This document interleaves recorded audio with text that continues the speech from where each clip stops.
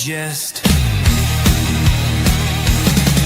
From lane to the new shining ground, echo chants where the legends are found.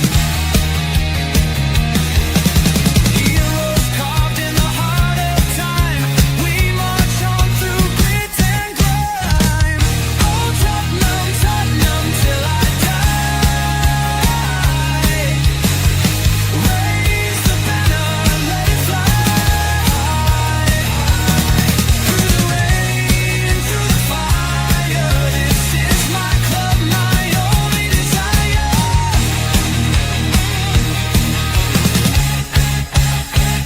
Oh Tottenham, Tottenham till I die.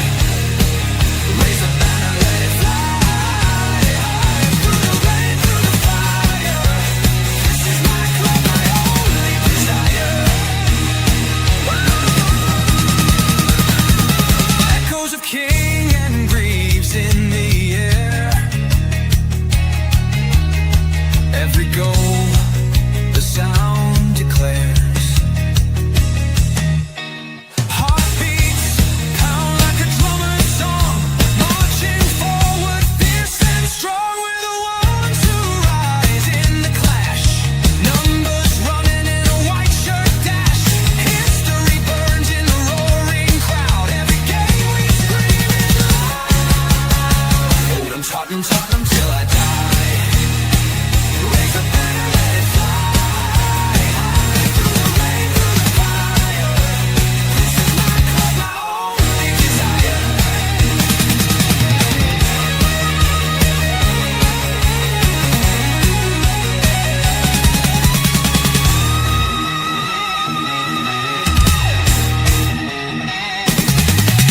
We're the ones who rise in the clash.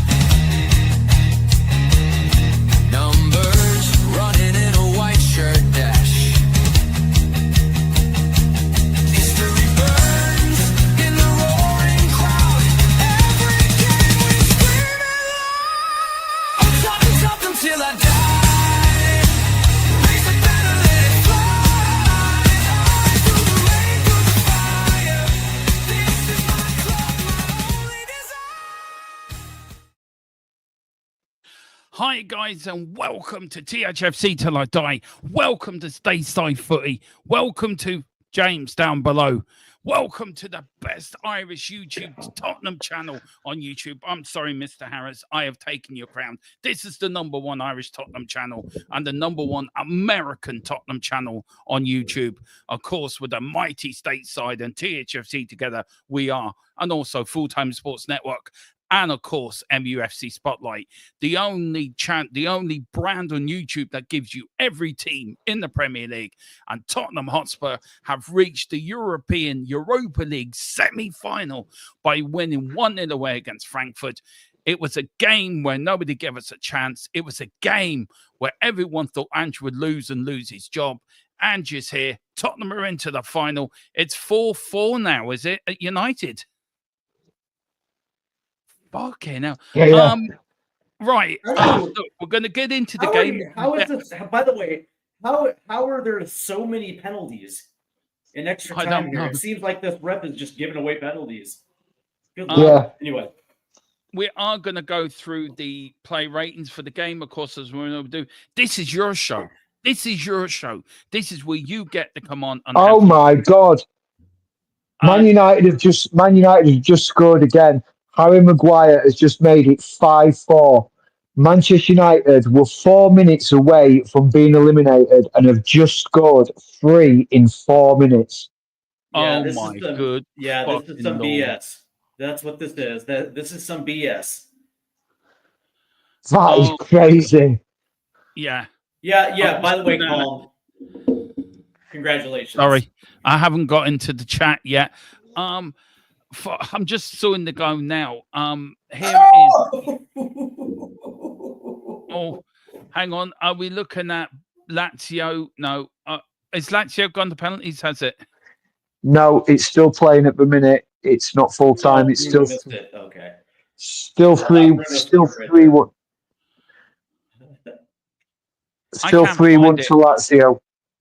All right. Okay. I know. I thought Bodo got one back. Did they not? Yeah, Yeah, they yeah, did. The it's aggregate 3-3. 3-3. So it's 3-3 now. So that's going to penalties. Yeah. Manchester United now are here. Right. Let's get in. Let's get into this now. Big up to what a fantastic performance from the lads this afternoon or this evening. Come on, you Spurs. Come on, you Spurs. Great win. What a performance. Voodoo have equalised against Lazio. Big up at Irwin. Enjoyed watching tonight with you all. What a game. Listen, again, this is going to be your new watch along. Me, James, and Steve. We will get better at it.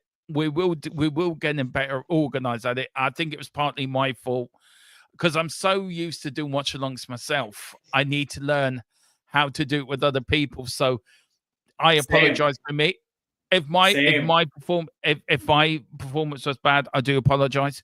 But we will get better. I love working with these guys. I love doing watch alongs with you, Steve, because you're a tactical nonce. And you, James, as well. You're both Gary Neville's. I think James is a little bit better. But it is what it is. Like, so if he's James is Gary Neville. So if you're Gary Neville, am I like who's the other guy? Phil, you could be Phil Neville, my brother. Well, I don't. Who is the? Hold on, let me find. Does that make me Neville then, the father? Yeah. Oh, Onana's down. Onana's down with cramp. I don't think Colin will mind that. We got Brian Bonner. We are Tottenham. We are Tottenham. Super Tottenham from the lane. Come on, you effing Spurs. Tottenham till we effing die. I tell you, can I just say, Steve? Go ahead. Yeah. No, go ahead, Steve. Go on, man. I was going to say, because if he's Gary Neville, does that make me Ryan Giggs? No, that makes you Jamie Carragher. You're Jamie Carragher. Yeah. Okay. United kid crying penalties. Maguire 5-4 United. I can't believe that. I cannot believe that.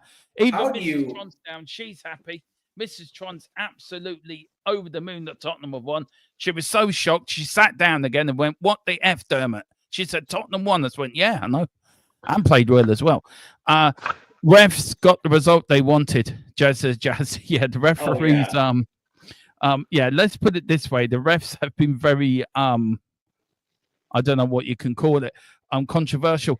Let's start with you, Steve. As James is watching the United game for us, keeping us updated. Yeah. Tottenham. I've got them both on. I've got the Man United game on and the Lazio game going. I've got two streams going at the same time, I'm trying to concentrate on what your guys are saying. I'm watching everything at the minute.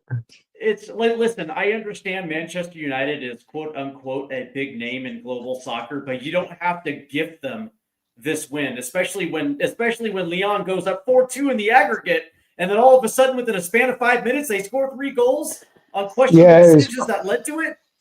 Yeah, it's like, look, I've watched enough United over the years. This reminds me of Fergie time. Just go back to 1999 when they beat Bayern Munich in that Champions League final. Was at least in '99 they earned it.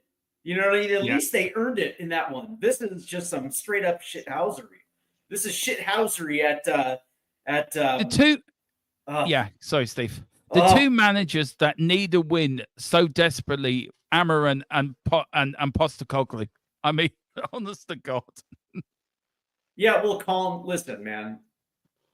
I respect that you're a Man United fan, and that's cool. But as being an American that is anti-United, like being a United fan is like being a Yankees fan or a Cowboys fan. You know what I mean? There's no pride in being any of those supporters.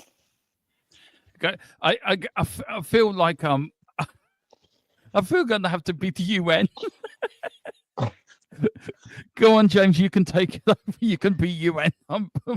Look, I get it, but look, I get it. Football is an emotional sport, especially if a team, and we've seen it tonight. And United have had a season like ours. I get it from America. You probably see it differently over there. Do we see it here? Would that be fair? You see soccer differently over there when it comes to the Premier League? No, we look at the Premier League just like you guys look at the Premier League, which is the Yeah. best league in the world, with the best Yeah. players in the world, and it's I would probably say next to the Bundesliga, it has the best play in the world as well too. So we Yeah. look at it the exact same way. I mean, can I ask you a question? Look, United have won, Spurs have won. How I go to you first, Steve, then you, James. Steve, how do you think this has changed their managers to their fans this season? United have won, by the way. Yeah, just gone full time. United, yeah. Maguire is in a state of shock. I think I am too. How important is this for both managers that they've got wins for their seasons? By the way, Well, I'll say this: for Ange Postecoglou, it probably means more just everything that he's gone by. I mean, Spurs could have ditched him early in the season, especially like if they wanted to make the change, they could have done it after Taylor. But I'll say this: credit United for making that decision because they didn't want their season to get derailed by Erik ten Hag, so they made the decision early, and they were very matter of fact towards it. Getting were they rid of Ten Hag. brave? It's United, right? So, they're not going to pull any punches. Now, granted, their season hasn't gone great since Abraham has came in, but at least they made that conservative effort. Listen, we're not letting the season get derailed. We're Ten Hag out, Abraham in, and at least I had the understanding of why Daniel Levy kept Postecoglou in place because of the injury crisis. It wouldn't necessarily have been the right thing to do, but that being said, to get the win today, galvanizes this team. It gives this team a load of confidence, and it knows that it's capable. It is absolutely capable of marching on through the semifinals. Now, it's not going to be easy because they're going to get one of two teams, either Lazio or Bodo Glimt. But that being said, knowing that you can put these performances together, and knowing that your team is going to be able to come together in order to get that result. That expectation should be for the rest of the season. There is no reason and there is no excuse why this team cannot play up to the standard the rest of the way. Yeah. Do you know what? I have to say, look, as I said, I've known Colin a long time, and I've seen the pain he went through.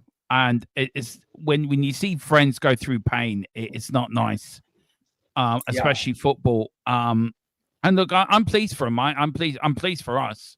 Firstly, I'm pleased for us as Tottenham fans. We deserve this. Could you see a Tottenham Man United final? I think that would be great. I think that would be great for the Premier League. Now, listen, here's the thing, and I say this tongue in cheek, and I'm giving Calm, some stick. But that being said, I also recognize exactly what Manchester United means to the Premier League. And a good Premier League is when Manchester United is actually playing good football. So I think it would be a very good thing for both Manchester United and Tottenham supporters, considering the seasons both have had. And just the downward spiral down through the drain. Both teams are outside of the top 10 in the Premier League. Both have had managerial issues. Both have had consistency issues with the players. And to potentially see both in a final.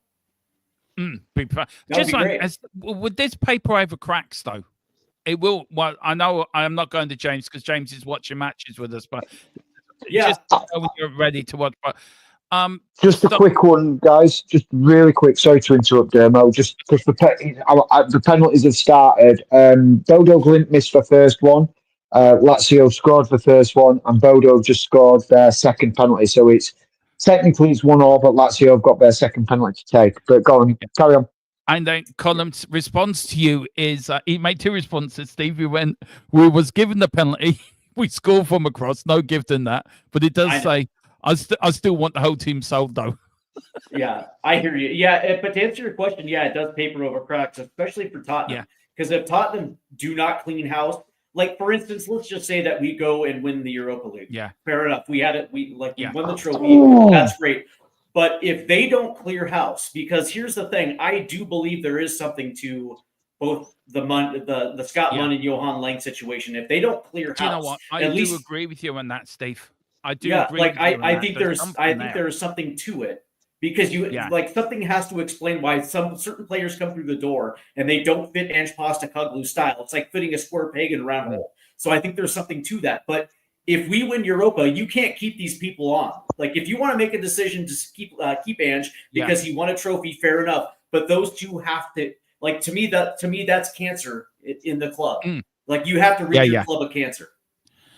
And that includes with the takeover, doesn't it? We know the takeover is 100%. going to happen. So look, and if you look at if we win the Europa League, we're in Champions League with a takeover with new owners, either with Ange or without Ange. How optimistic are you to keeping the players like Romero and Van der Ven and Udogie and Madison and all these players? How confident are you of keeping all these big name players? Because they want Champions League football and we could give it to them. Yep. I think that if they win Europa League and Paratici comes back through those doors with a mandate to put talent around these guys, I think they stay. Now there's certain players that have to go because I don't think that they're gonna move forward. I mean, if they move forward with Ange, some of these players you just can't have around. And James is going butt crazy down in the southern part of the southern part of the screen. But I will say that. Go on, James. We'll go to you. What's happening, man? Just giving you another quick update, guys. So with 3 penalties in each for both teams now, and Lazio have just missed their last 2 penalties, and Bodo Glimt have scored their 3rd penalty. It is now 2-1 in the penalties to Bodo Glimt. So at the moment, 2 penalties left each, and it's basically Bodo Glimt in the driving seat, and they are just about to take their 4th penalty. 3-1. Just stay with me 1 second. Stay with me 1 second. Here we go. Let's go, Bodo. And it's in. Good goal.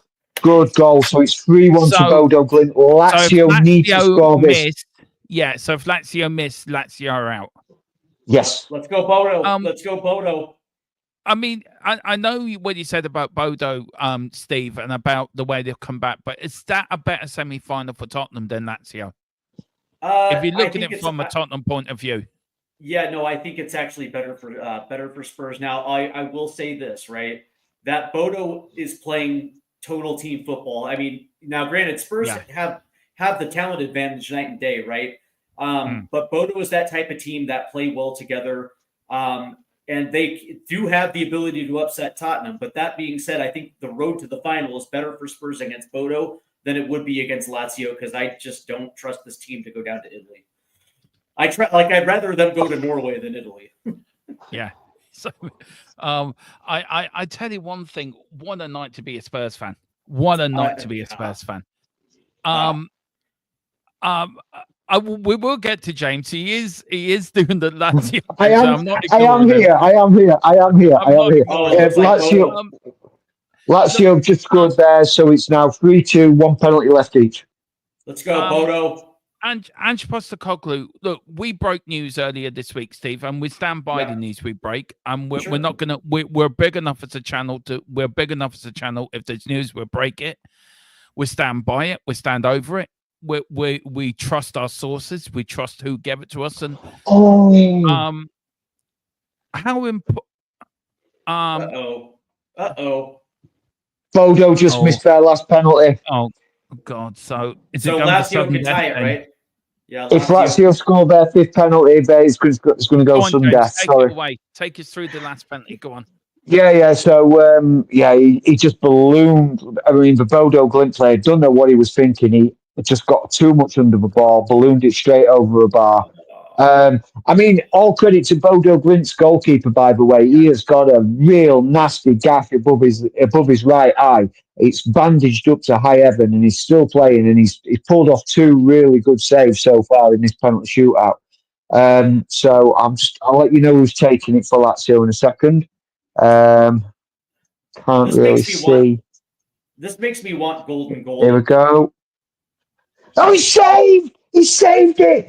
Bodo Glimt go through 3-2. Lazio missed. So it's a brilliant save again. Yes. So it's a Tottenham Bodo semi-final. Yes. So when's the first leg? Okay. Give me 1 second. What a night. Now this means the Palace game, which I'm going to, is now being moved to Sunday. The Premier League will have to move the Palace game from Saturday to Sunday. So if you Right. go into that Palace game, it's now been moved. I I've never ever. I don't think anyone on this channel has ever known me that I've been lost for words. I'm I the hear last you. person that's like I'm lost for words. I am literally right. The question was asking was this.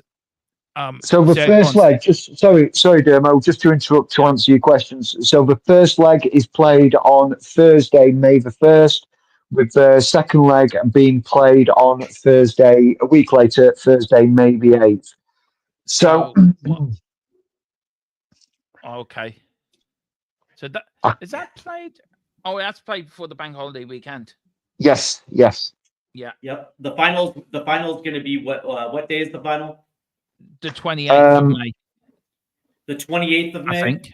No, I think 21st of May, the 21st of May. Oh, There so you it's go. played before the end of the Premier League season, Correct.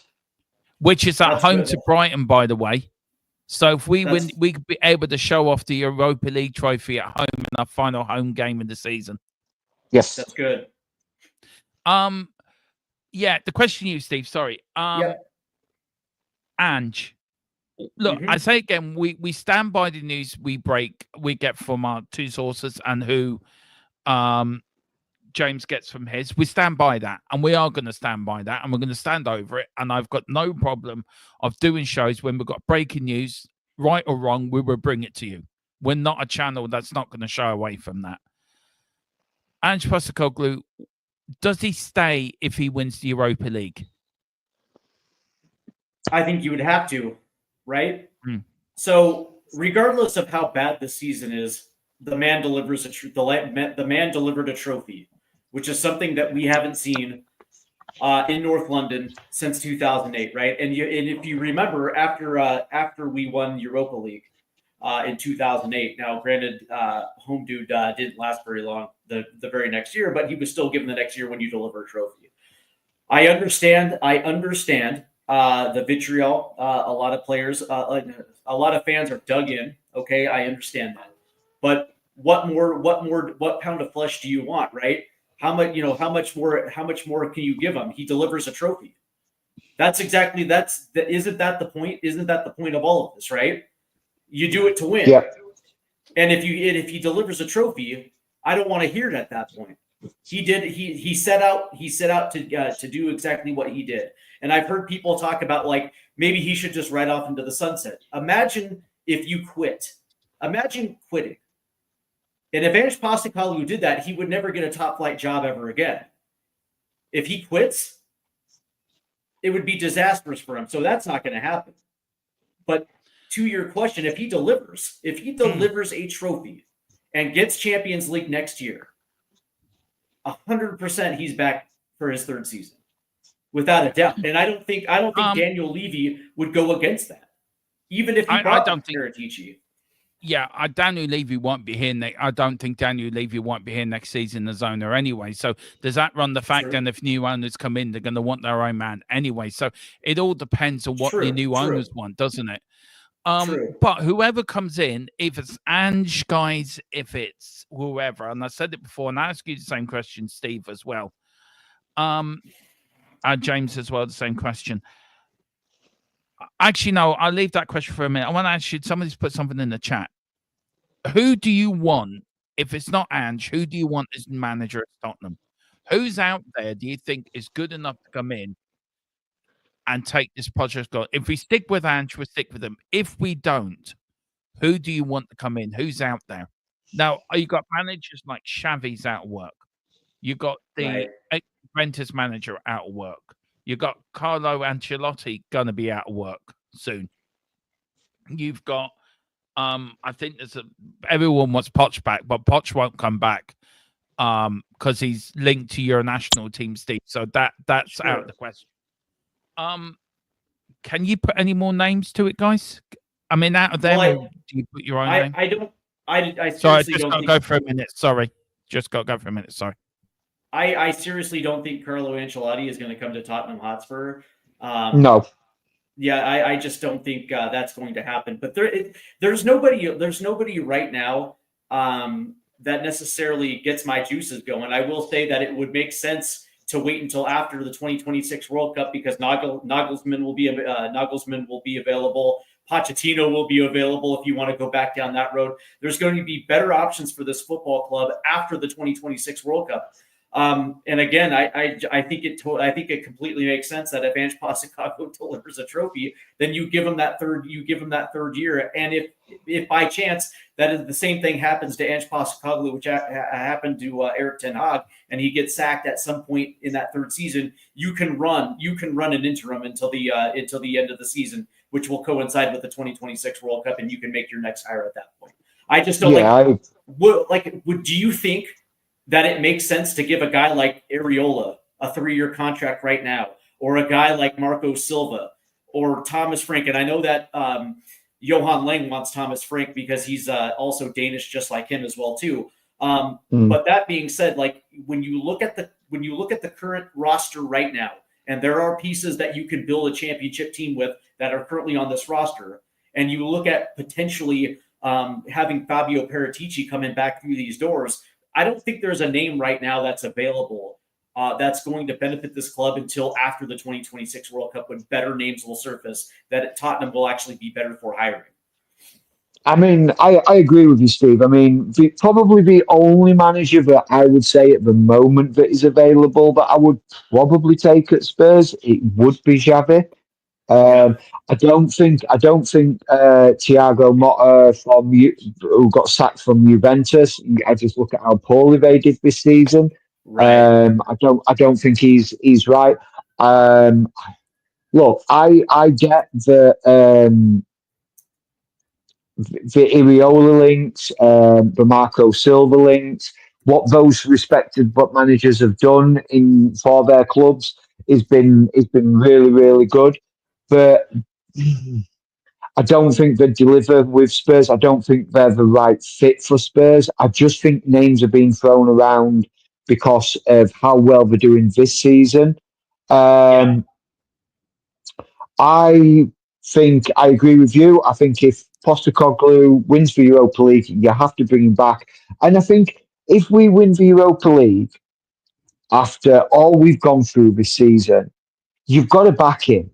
You've got to back him till give him a shot at the Champions League. He's done. He's done, delivered on his promise.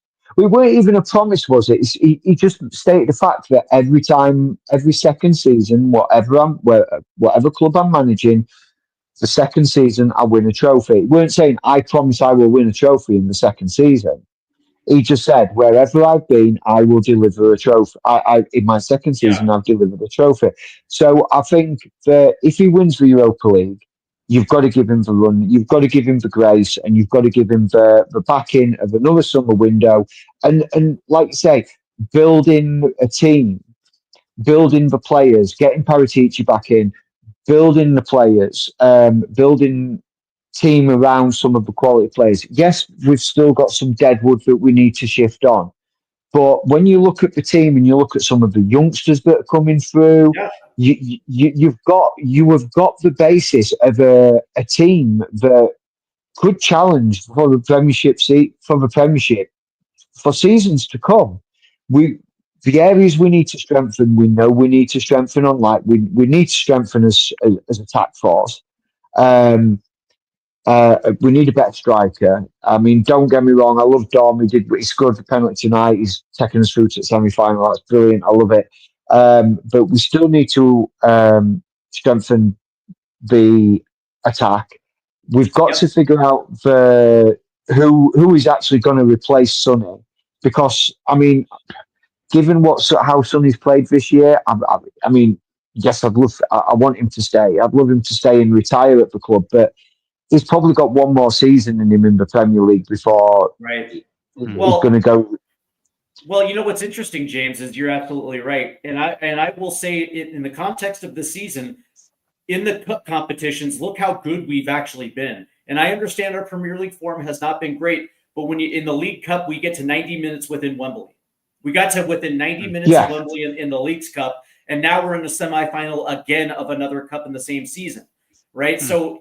In context, when I look at this team as a whole, I see the fact that Dusty Udogie is only 23. Mikey Van de Ven's only 24. Romero's 26, and he needs to be kept around here. That center back pairing will win you trophies. Pedro Porro's 26, but if you want to go in a different direction, you have Jed Spence, who probably has earned the right to be a starter.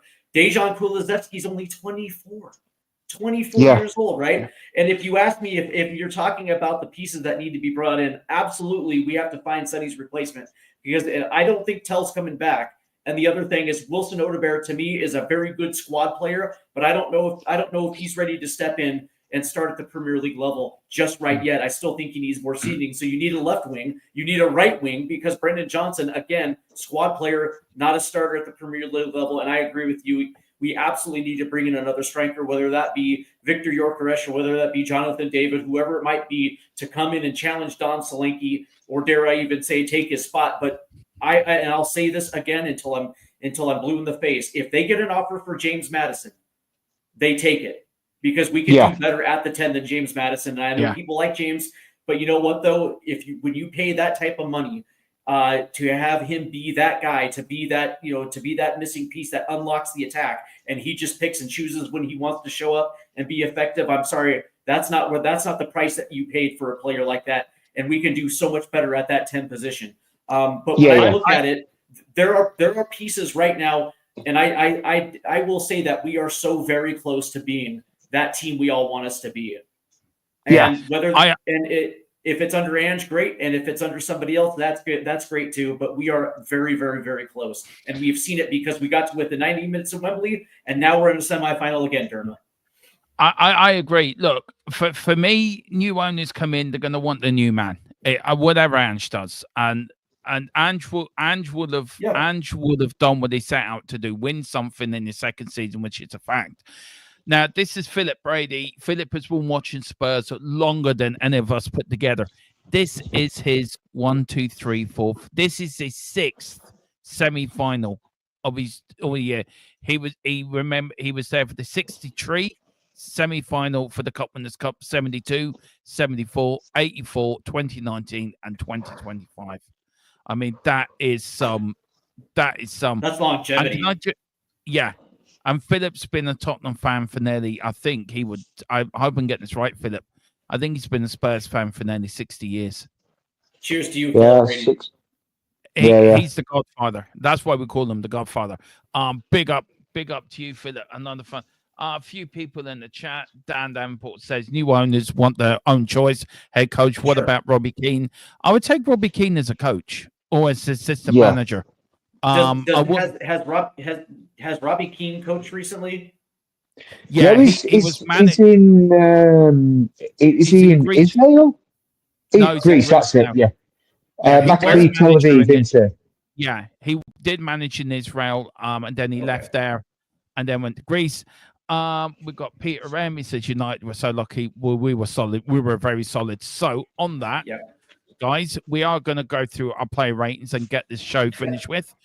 I'm going to give mine, and then I'll let you guys give yours. I'll give him Vicario an 8. Pedro Porro, I'm going to give a 9. Romero, I'm going to give a 9. Van de Ven, I'm going to give a 9. Udogie, I'm going to give a 9. Bentancur, I'm going to give an 8. Bergville, I'm going to give a 10. For me, he's my player of the match.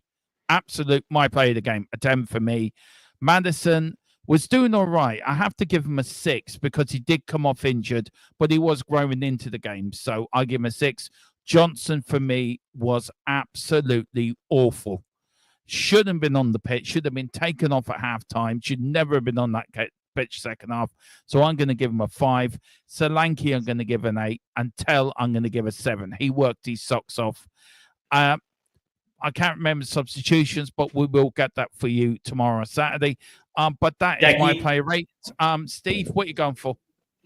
I'm giving Vicario an 8.5. I thought he was good in the first half, but I thought he was even better in the second half. And the save that he made is the reason why we kept a clean sheet today, because there was some good ball movement in the box right there. It was just a point blank shot, and that dude made it a world class save. And that's what Vicario does. He reminds you of just exactly where he's at and why he's one of the best goalkeepers. So I give him an 8.5. Pedro Porro, I give a 9. And again, I was definitely wrong about this, and I'll be the first one to eat crow on this one because I actually had Jed Spence playing right back today. Pedro Porro came in, and he reminded everybody just exactly how much quality he has. Not only was he pinpoint today, but he made it known early that there was not going to be any cheap goals down the right side. Don't even try it. But he always seemed to be in the right place for me. He was always blocking shots, or he was doing a good job 1v1 defending. So Pedro Porro gets a 9. Romero gets an 8.5. I thought he was solid today. And again, a lot of questions about the captaincy, and I think he also reminded people again just exactly how world class Romero is. Van de Ven, I give a 9. And again, I thought Van de Ven was even better than Romero at certain points in this game, and especially tracking back when Ekitike broke through over the top. Van de Ven not only chased him down, but put on a very clinical slide tackle in the box, and avoided any controversy around whether it be a penalty or not. But Van de Ven was one of the biggest reasons why we kept this a clean sheet today too. I thought Udogie was brilliant. I'll give him an 8 today. I thought he was good. One of the things I wanted to see was him being even more clinical in the attack. I didn't see a lot of good crosses today. Maybe one where he was pretty clinical. But I will say on the defensive side, he tracked back, was in all the right places, made a couple great, picked the pocket a few different times. I thought he played well. Betancourt, I give a 7. I wasn't necessarily all that thrilled with Betancourt's performance, but he certainly was good today, so I can't take anything away from him. But that being said, another opportunity on a set piece to put the ball in the back of the net, and he puts it over the crossbar. And I think he also might have taken a dumb penalty today, a dumb yellow card today too. Bergvall, I thought Bergvall was solid, especially in his vision, turning and moving upfield. I thought he was. That's been the greatest thing about Bergvall's improvement from week to week is his ability to turn and move upfield and just seeing the entire field, and not rushing his passes. I thought Bergvall was brilliant today. I'm going to give Bergvall an 8.5. I give Madison a 6 just because I actually didn't see the same thing as you. I thought Madison was trying to do too much instead of just letting the game come to him and being a leader. And of course, Madison goes off with the injury. But it was the play that led to the PK. So if had Madison stayed on, do you think you guys would have made a huge impact? I don't know. I do. I think he would have done. I think he would have grown into the game. Fair enough. I give Johnson a 6. I didn't think Johnson really did anything today. I don't know. Not impressed. Fair enough. Eltel Cockrell, fair enough. Solanke, I thought Solanke was great. I give him a 7.5 work rate. He did get the penalty today. Overall, I wasn't necessarily too thrilled with the front three, but I think they did a good enough job. Should have been more on the board. But that being said, I thought Solanke getting off the Schneid, and of course you get the work rate with everything that he does off the ball. So I'll give him a 7.5. And Tell, same thing, 7.5. Thought he was solid. That wasn't necessarily great. So. Do you know what? Forget you, James. That's what I love about football. Everyone sees it differently, and that's the beauty of the sport. That is the beauty of the game. That we can watch. The three of us watch the same game, but the three of us come away with it with 3 different viewpoints of what we saw, and that's what I love about it. I love about that. Eltel Cockerell. In the chat, he says, I think that was the performance all players start with at least a 7 point as it was a team effort. I can definitely agree with that, but there was some individual performances that were better than most. And I will also give Decky coming on the field. I thought just having Decky out there. It was great to see. I don't necessarily want to give Decky a rating, but I will say my player of the match today. I finally settled on one, and I'm taking Pedro Porro as my man of the match. Yeah.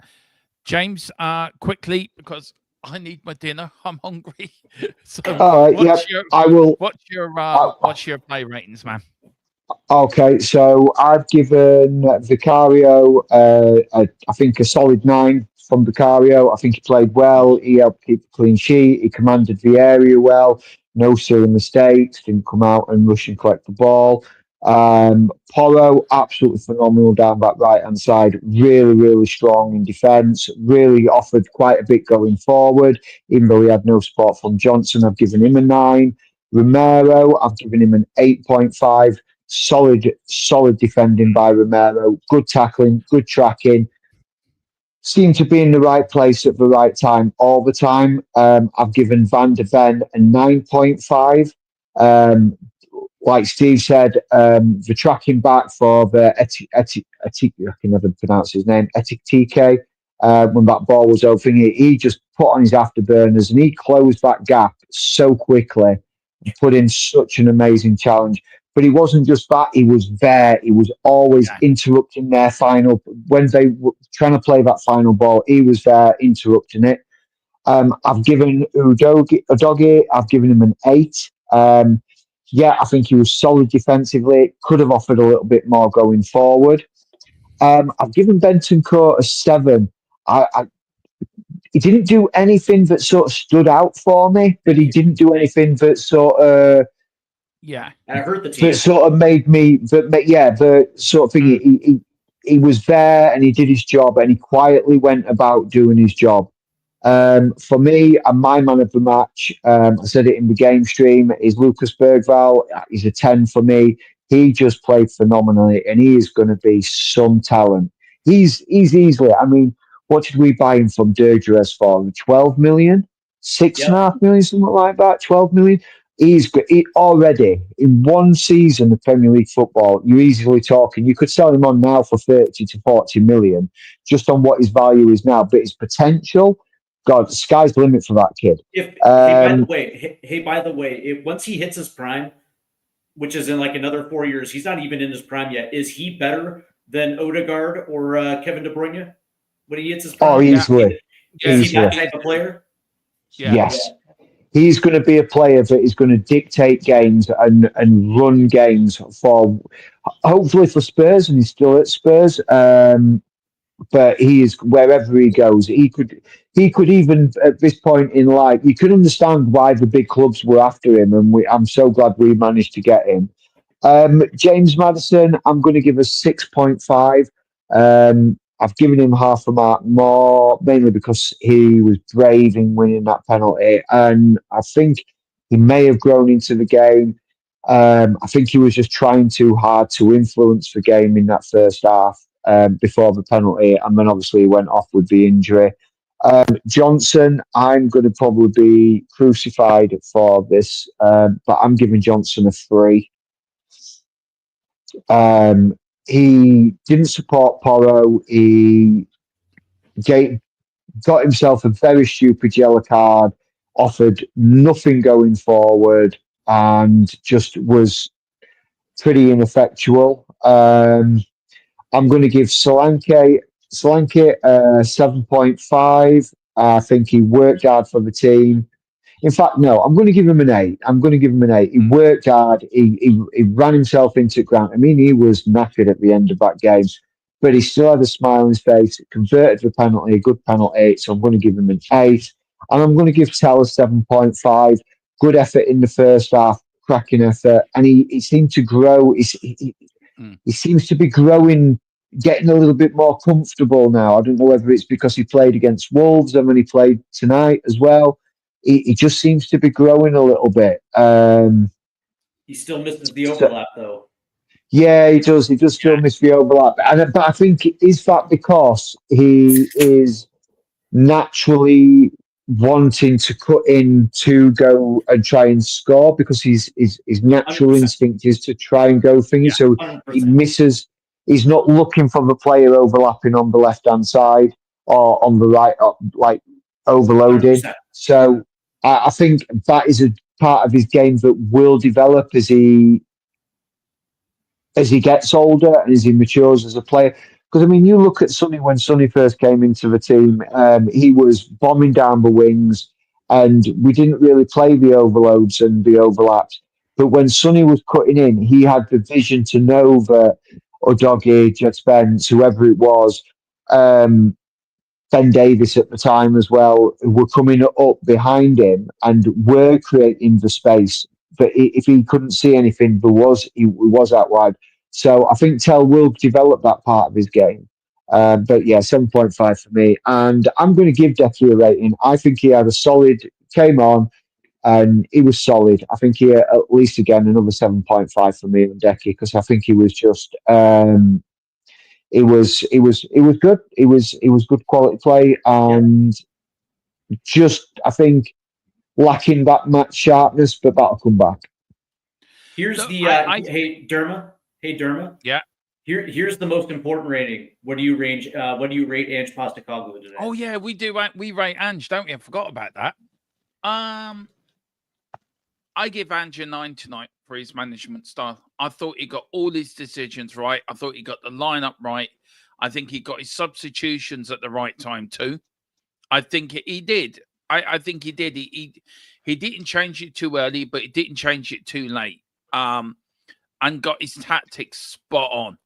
When he brought Dancer on, and we said it in the watch along, he's parking the bus, and we all said, I don't know if you said it, Steve, but I know I said it. No, you said it, James. Oh hell, we can't do this. We can't park the bus, and didn't we park the bus well? His reaction at the end to see him smiling at the fans, and then fans.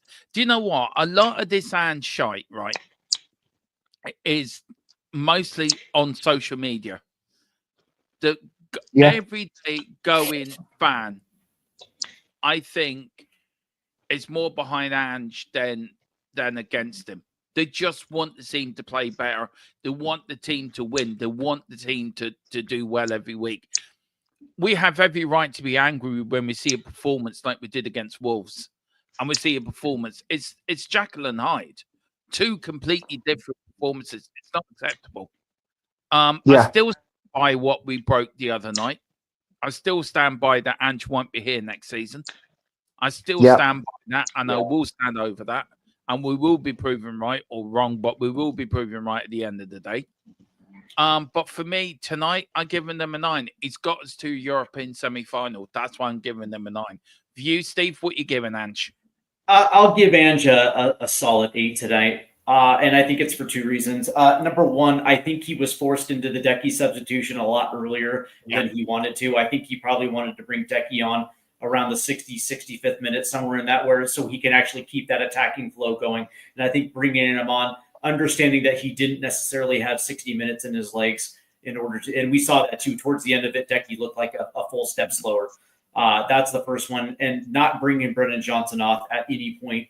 No Mikey Moore, no Wilson Odobert. Not taking an obvious liability off the pitch. To me, that took points away. But I think the one thing that I liked was the fact that after the game, not only was Ange smiling, but I correct me if I'm wrong, he went over there and saluted the traveling supporters, correct? Yeah. Right, and that's huge, right? To me, that's huge, right? It extends the olive branch and just says, hey, listen, man, I understand that you guys are upset, but this was a massive win, and I appreciate you being here.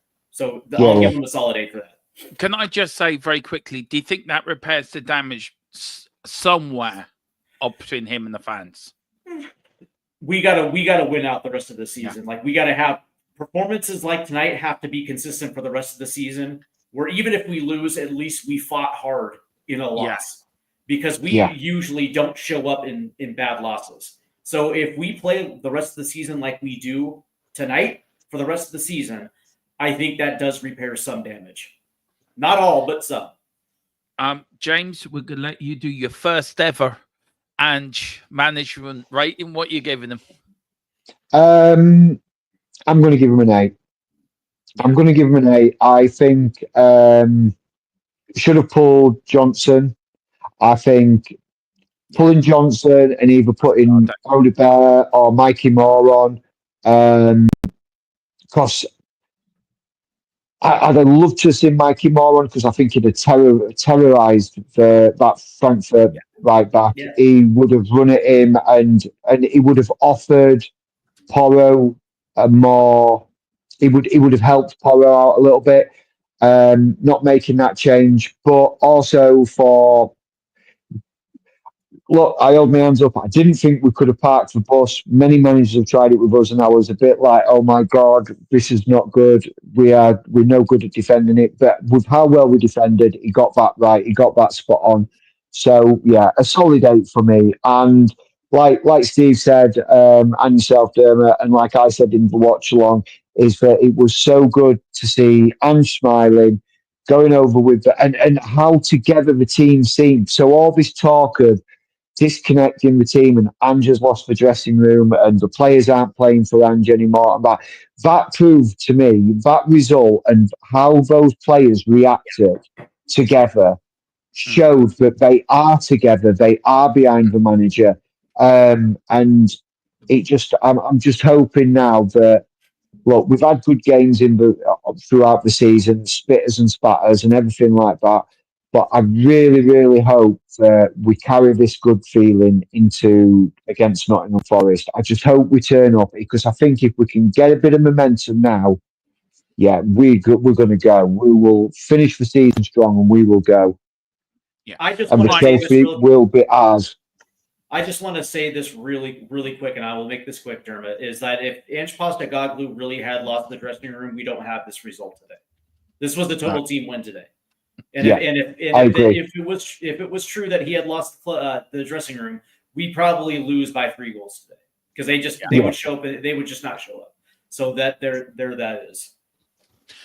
Just to let you know, guys, the first leg for that semi-final is at home against Bodo Glimt. It's on the 1st of May. And then the second leg, the return leg, is a week later on the 8th of May. And, of course, the final, of course, is on the 21st of May.